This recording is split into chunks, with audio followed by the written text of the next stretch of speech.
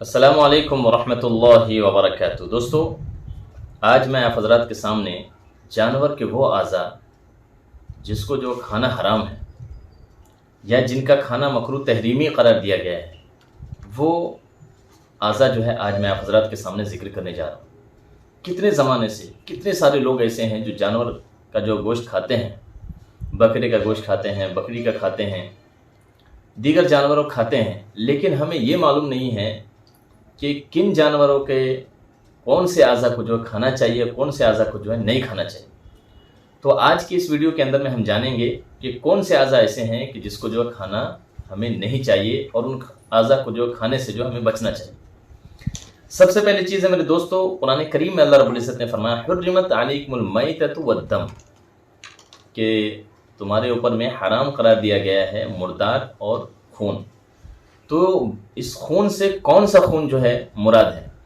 फरमाया कि ये बहता हुआ खून, इसको जो हराम करार दिया गया है और सराहतन कुरान करीम में जो इसको कई जगह जो इसको जो मना किया गया है। तो इसलिए मेरे दोस्तों, बहता हुआ खून जो लोग कुर्बानी वगैरह के मौके पर या आम दिनों में जमा करके पीते हैं, खाते हैं, ये याद रखिए कि सरासर नाजायज़ है और हराम है। इससे जो आपको जो है ख़ास तौर से जो बचना चाहिए।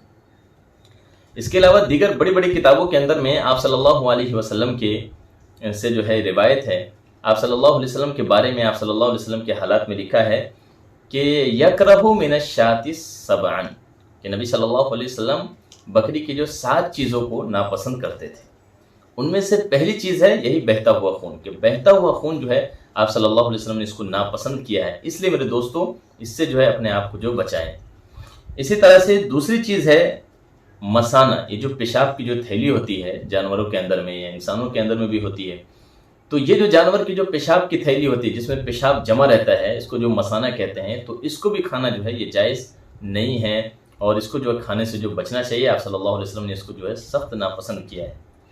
इसी तरह से गुदूद और गिल्टी वगैरह जो होता है, हम देखें कि जो जानवर होते हैं उसके खाल के और गोश्त के दरमियान में कुछ गिल्टी हो जाती है किसी बीमारी की वजह से या खून के जमा होने की वजह से या किसी और वजह से, तो वो गिल्टी को जो खाना जो है वो जायज़ नहीं है और उसको जो खाने से जो है बचना चाहिए।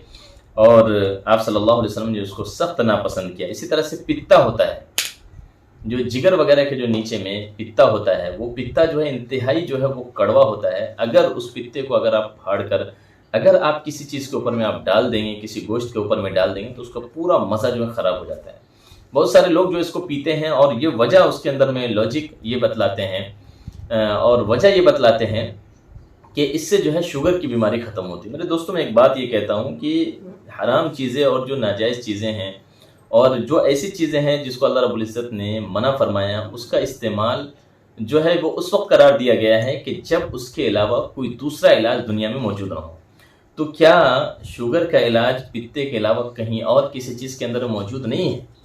अगर नहीं है तो ये एक मजबूरी है, लेकिन अगर है तो ये ज़बरदस्ती की जो आप मजबूरी बना रहे हैं, और ये याद रखिए कि ये गलत है, ये लॉजिक अल्लाह के पास नहीं चल पाएंगी। तो इसलिए पित्ते को भी जो है खाने से जो है बचना चाहिए। इसी तरह से कपूरे और फौते, और जिसको जो है अरबी में जो है उनसयैन कहते हैं, हदीस शरीफ के जो अल्फाज है उसमें उनसयैन के जो अल्फाज हैं। इसी तरह से इसे खुसिया भी जो कहते हैं। तो ये जो कपूरे होते हैं जो जानवरों के, यानी जो नर जानवर है उसके जो कपूरे होते हैं, तो उसको भी जो खाने से जो बचना चाहिए कि ये भी जो है इसका भी जो खाना जो है ये नापसंदीदा जो करार दिया गया है। आप सल्लल्लाहु अलैहि वसल्लम ने इसको सख्त नापसंद किया है। मकरूह से मुराद मकरूह तहरीमी करार दिया गया है। बहुत सारे लोग कहते हैं ये मकरूह है, खा लिए तो क्या हरज है।